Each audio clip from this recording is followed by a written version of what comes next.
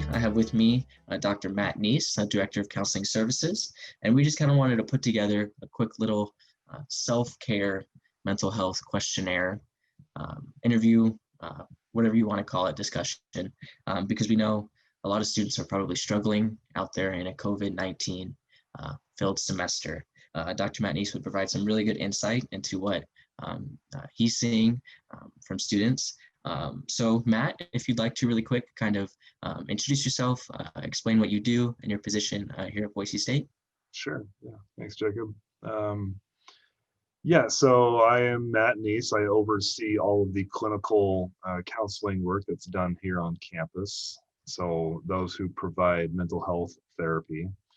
I also work to be involved in really all things mental health on campus. And so I'm a part of the care team. I'm a part of different working groups that are put together entirely to address the mental health and wellness of our campus community, not just the students, but faculty, staff, and everyone involved on our campus. And so that's really my passion and what drives me. And to be honest, we're really kind of moving the needle when it comes to addressing mental health and wellness here at Boise State. Awesome. Well, thank you so much again for joining us. It's great to meet you. And if you're cool with it, I figured we just kind of hop into the first question and go from there. Yep, let's do it. All right. Awesome. So our first question is, when students see you at this time, what are their major or biggest challenges that they're having? Yeah, so it's kind of interesting that on one hand, it's not really any different than any other year that I've been here.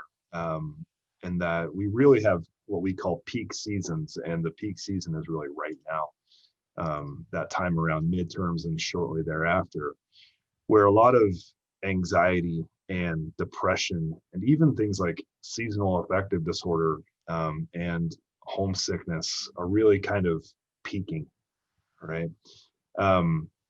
So we are seeing that, but all of those are being amplified by not just COVID-19, the pandemic and the stay-at-homes and all of the different stipulations that go along with, social distancing, physical distancing, but also, I would say just as, if not even more so, is being impacted by the really emotionally charged election that has happened. Now, you and I are talking, and it's sort of post-election, though a lot of things seem to still be sort of undetermined. So you take all of these kind of unknowns, a lot of kind of missing information, a lot of really good questions without really definitive answers, and it just amplifies people's anxiety. It amplifies the impact that is being taken like negatively on our optimism, our hope. And so people are feeling more pessimistic.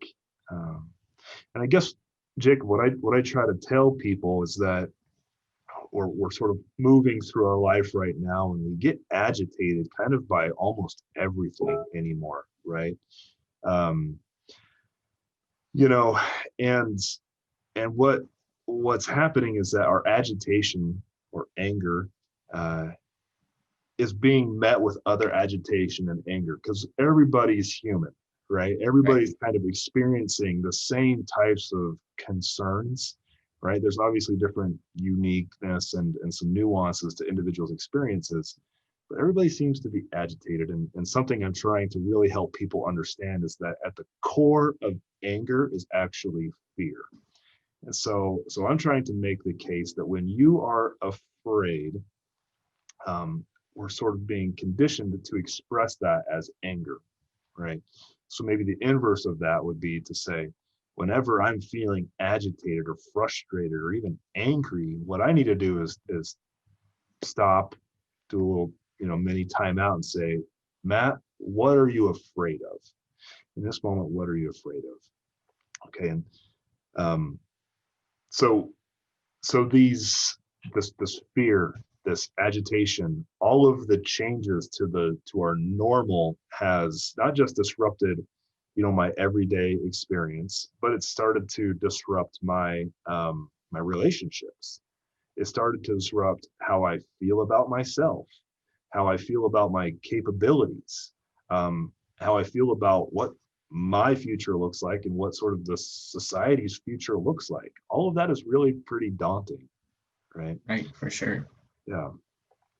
And I guess something I want to kind of drive home that is unique to this population, potentially watching this video, is that everybody's trying to figure this out, right? From faculty to staff to our administrators, certainly to students, right, who are having to navigate all the different nuances to how to learn via Zoom. How to do, like we were just talking about, Jacob, how to do really difficult work, like difficult courses online. And so the already difficult courses have become exponentially more difficult. And I guess what I want to say is that I talk to a lot of faculty and staff, and they know that, right? It's not that they're trying to make it more difficult. We're all trying to come together for maybe like the first time in any of our lives to figure out what's the best way to do this. And so instead of giving your power away and getting angry or frustrated at your instructors or your administrators or certainly yourself, it's recognizing, geez, everyone's really trying to do this for the first time, and to allow yourself grace and other people around you the grace, because the more we come together, the better chance we have of really sort of effectively managing and moving forward on all this. Yeah, I love that. 100%. It's It's funny easier that you said bring than up done, that. though, right? Oh, 100%. Yeah. It always is, it seems like. I love that you bring up that aspect of fear, because a lot of the students that we're seeing, especially in nursing, they are preparing to apply to a program and they're scared. A lot of the questions we get all the time are, what are the minimum requirements to get in the program? What do I have to do to put myself in the best position? And even not just in nursing, but in the pre-health pathways, they're preparing for grad school. There's this constant anxiety and fear that I might not get into the program that I want. So I think you totally hit on that awesome with that fear aspect, especially in the College of Health Sciences. Yeah. With those programs. And seemingly, I mean, I've never gone through that process, but those fears seem to make sense, right? But those questions have more tangible answers in terms of like credits and prerequisites and all of that. And so that can be that can pacify my fear a little bit more. But we all are also really asking, again, these questions of like, when's the pandemic going to end? What's going to happen with our political situation? And nobody really has the answers to that. And so what's happening in sort of like a psychological basis is we're being triggered. And I don't mean to be dramatic here, Jacob, or even being a sensationalist, but we're also being kind of traumatized. So if you think about I'll have this make sense in a second here, Jacob. But if you think about emotional abuse, right? A primary tenet of emotional abuse is the withholding of information, right? As a person in control, I can purposefully withhold information, and that makes you rely on me, and in turn makes you doubt yourself. It's a primary tactic of an abuser. And so right now, with there not being any really good information, we don't actually trust that the people in power don't have the information. We're just thinking that it's not being disseminated, right? But the answers do in fact exist. There's people aren't telling us that, or people are withholding information from us. So what that's doing is that fear is triggering these sort of past traumas. So it's making me feel less trustworthy, less hopeful, more doubtful, and just principally afraid, right? Yeah. And so what we'll do instead is we'll take any information, be it irrational or just completely false, and we'll insert it in that space to try to make sense of our situation, which we all know is just also not helpful. That's a really interesting point. You really don't know what to believe anymore, especially on things like social media, because there's so much information out there that seems to contradict itself. So it's really hard to know what to trust these days. Absolutely. Yeah. Awesome. Well, thank you for that. I think we'll move on to the next question. And this is kind of something that I have felt pretty heavily since last semester and even into this summer and this semester. And that's the idea of Zoom fatigue. So maybe if you can kind of explain why that might be happening or what it really is, and maybe just some ways to kind of overcome it or combat it. Yeah. Zoom fatigue is new, right? Yeah. Because Zoom is new, because our reliance on this technology is new. And so we've been in this pandemic, say, for about 7-ish months. Okay. And so there's been enough research up to this point to kind of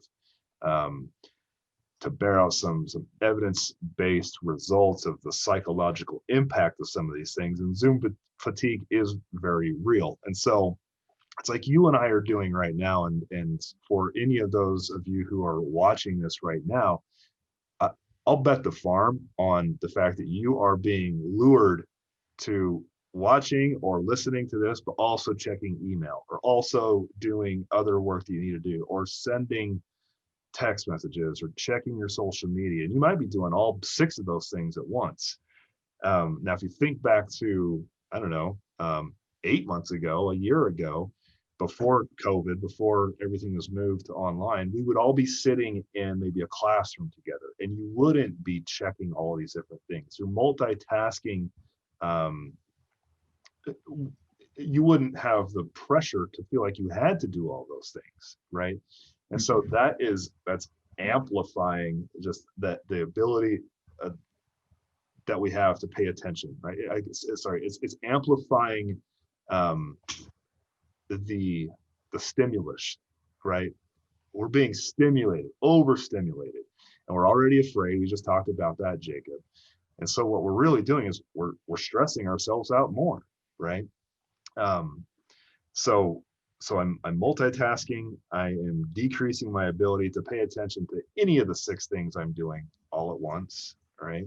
We're thinking we're being productive, but we're really not, because after the fact, you realize I didn't retain anything. But there's this constant pressure to do more, to respond to those emails, to be present, to do all those things. Okay, so that's one part of Zoom fatigue, is this pressure to be multitasking. Another sort of interesting phenomenon is that you and I don't even know where you are, Jacob, but you're certainly not a 1.5 feet away from me right now, though it kind of feels like that, right? And so to indicate to you that I'm paying attention to you, I'm like staring straight into this screen. Now we have, I don't know, 10, 20 more people on the call, and all these different boxes pop up. Now I've got to be paying attention to 20 more people to show them that I, in fact, am engaged. Now, it sounds a little funny, but in times before COVID and before Zoom and everything, I don't have to walk up to 20 different people and stare them straight in the face to let them know that I'm paying attention to them, and for a prolonged amount of time. That's just weird, right? In fact, if you did that, I'd be like, what's going on here? Right. But also, that really drains our energy too. It sucks the energy out of us to be that intimate with people for a long amount of time, or really even a short amount of time. Okay. And then, as you'll see behind me, I really appreciate your backdrop, Jacob, but this is my office, right? And a lot of people have different things happening in their background when you're on the Zoom call. And so again, it's overstimulation. Like it might be more difficult to pay attention to my face, and instead you're looking at all the things that are going on in my backdrop here in my office, and whether you know it or not, like making judgments or determinations about me, or thinking less about what I'm saying, more about the stuff that's going on behind me. Now, a lot of the times I'll be at home and my kids are running around, right? And that's just one more thing for the audience, or for the people that I'm trying to interact with, to have to pay attention to. So all of these things are just draining our energy, right? We're not conditioned, or haven't been up to this point, to be able to filter through all of those sort of distractions I just mentioned and pay attention to the person we're on the call with. Right, that's super interesting. I didn't even think about all the other distractions that are involved with something like Zoom.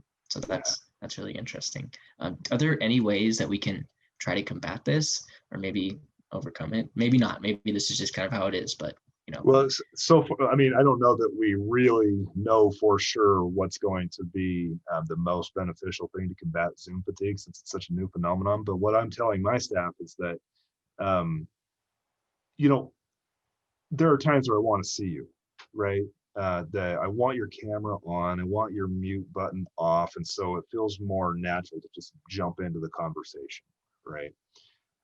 But I also will say, and you'll see as I'm doing right now, I'm kind of looking around because I have to look around to be able to like grab a thought sometimes.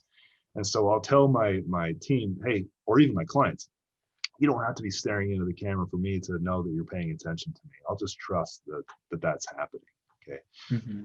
But if we can set the norms and say, look, if you got to turn off your camera, just do so, be verbally engaged, and just let's all commit to one another that we're not going to be on social media, on our emails, or doing other work while we're on this 25-minute Zoom call or 50-minute Zoom call. Okay. And so Hmm. committing to try to decrease these multitasking things and just sort of being present in the same way you would in a meeting in person, um, before this all happened. Just Okay. a couple recommendations. Yeah, just kind of decrease those distractions that might be around. Yeah, yeah, and Okay. also there's this pressure to where now everybody has a Zoom account, right? You and I might be able to knock out a conversation on the phone, but instead of saying, "Gosh, okay, let's jump on a Zoom call," don't do that. Okay. The phone is still just fine, right? Okay. Yeah. Emails are still just fine. Not every conversation has to be moved to Zoom, and I would just encourage people to sort of let that expectation go. Okay, for sure. Awesome. Well, thank you for that. Um, Next question here. So I know I've heard from a lot of students that they're kind of feeling lonely and isolated, especially with COVID-19, having to stay physically distanced. I know when I was a freshman, there were so many events happening that I could go to and meet people. These days, it's mainly happening over Zoom. Yeah. So are there any ways that students can get connected, in a safe way? You know, Jacob, if I had concrete explanation or examples of that worked for everybody, I'd be a billionaire right now, because those are the Yeah. questions that everyone is asking, right? Yeah. And so I don't actually get into tangible advice in that regard, and I'll tell you why. I'm a counselor, and my theoretical perspective is the fancy way that we say just how I view people, is that everybody's their own expert. Okay. And so something I would advise for you is really what works for me. And Okay. you know what's best for you, and I know what's best for me. Now, and I hate to kind of feel like I'm sidestepping this, but it's the truth, Jacob, that you could go you could Google ways to stay connected, and there would be a laundry list of ways that creative people have come up with, and you can peruse that and say, that one will work for me. That, or those other five are totally not my jam, and try that out. The takeaway here, though, that I will say is that staying connected socially is one of the four pillars of health, right? You know, the other three that are diet, sleep, and exercise. Socialization is the fourth one. And without that, you're just going to be not just psychologically impacted, but physically, right? I mean, your Yeah. physical health will also decrease too. So, not to ramble on here, but you did, you said the word loneliness, and I think that's an important thing to kind of differentiate and explain a little bit more. But there's really kind of two types of loneliness. And the first one is social loneliness, and the other one is emotional loneliness. And so if I'm socially lonely, that means I don't have like a quantity of friends. I don't have a big number of what I would call friends, right? And that can be problematic when my one good friend is doing something. I don't have somebody else to call on. And so I can feel lonely in that regard. The emotional loneliness is what a lot of us are experiencing right now too, though, and that's when I've got all the friends in the world in terms of numbers. Like, I've got a bunch of Facebook followers, or a bunch of friends on Instagram. You can tell I don't know the proper nomenclature, but but when I'm really stressed out and I need somebody, I don't know who to call, right? My phone is filled with contacts, but I don't know that I could call any of these people and they would really get me. They would really know what I'm going through because I haven't been vulnerable with them and I haven't really let them in, right? So one of the most important things you can do for yourself in terms of socialization and combating loneliness is to be vulnerable and stay connected in whatever creative way you can with the people that have a good sort of historical knowledge of who you are, right? So Jacob, you and I, let's say, are friends from high school, right? And we've stayed in touch periodically, but it's still kind of that friendship that doesn't matter how many months go by, you and I get on the call together and it's like we pick up right where we left off, right? That's an emotional connection, okay? And you can call me and you say, Matt, I'm really struggling with X, Y, and Z, and you're getting down on yourself. And I could say, okay, yeah, that makes sense, Jacob.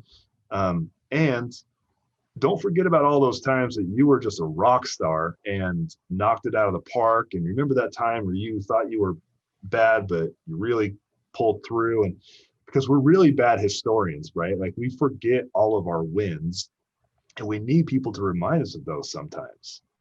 Not in kind of a pacifying way, but like a rational way. Like I need somebody to remind me sometimes of when I was just awesome.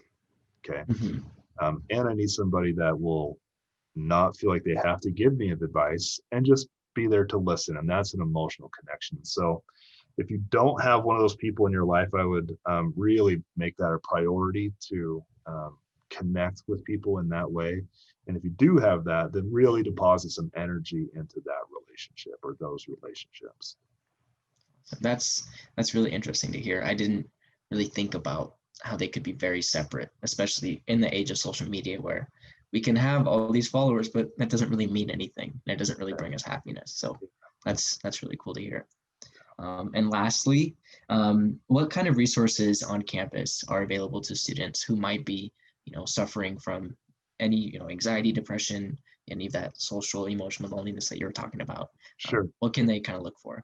Yeah, I mean, obviously, I'm going to push our resources, being the counseling director, and so um, I would say that almost across the board, and this is well before the pandemic, but almost across the board, people historically, excuse me, wait until issues become a crisis or unmanageable, or it has negatively impacted a person's daily functioning. And what I want to say is, don't wait. Like, get connected right now. Call, make an appointment, get a counselor, even if it's just like a monthly check-in. I think that's an important thing to have on your calendar and look forward to. That's important. We also have created a lot of groups, and the groups are free. It's an excellent way for students to get with other students, so peers, and kind of normalize and validate what each other is going through. It's facilitated obviously by a therapist who can provide some guidance here and there. But the real beauty of group work is that you're connecting with people on a real sort of human and real level.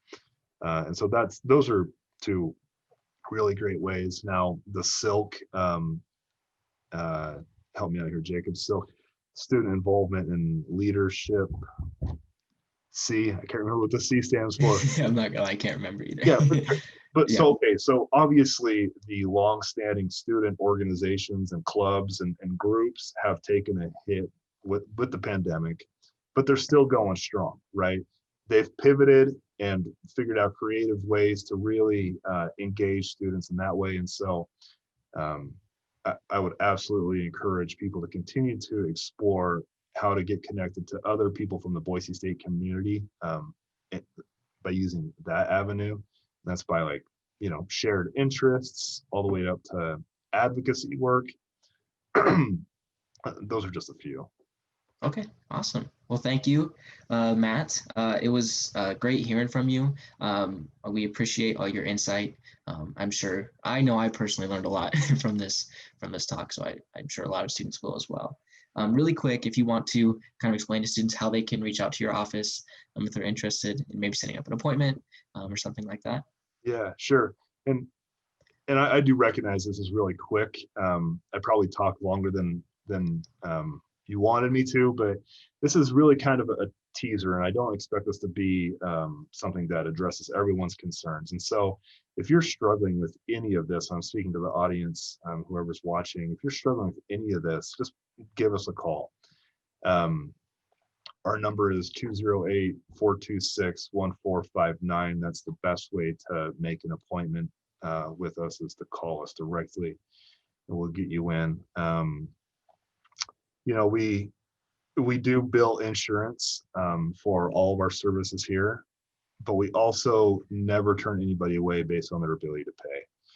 And so I don't want payment to ever feel like a barrier to care, right? And so we're in the counseling center. We're under the health services umbrella, and so it's a one-stop shop. We're in the second floor of the Norco building, and so we're here with medical and psychiatry, counseling, and our wellness team. And if you ever have any questions, emailing me directly is a perfectly fine thing to do to address any of those concerns or questions. So anyway, I mean, thank you for doing this, Jacob. I'm happy to sort of inform some people and let people know that if you're struggling, it makes sense, and you're absolutely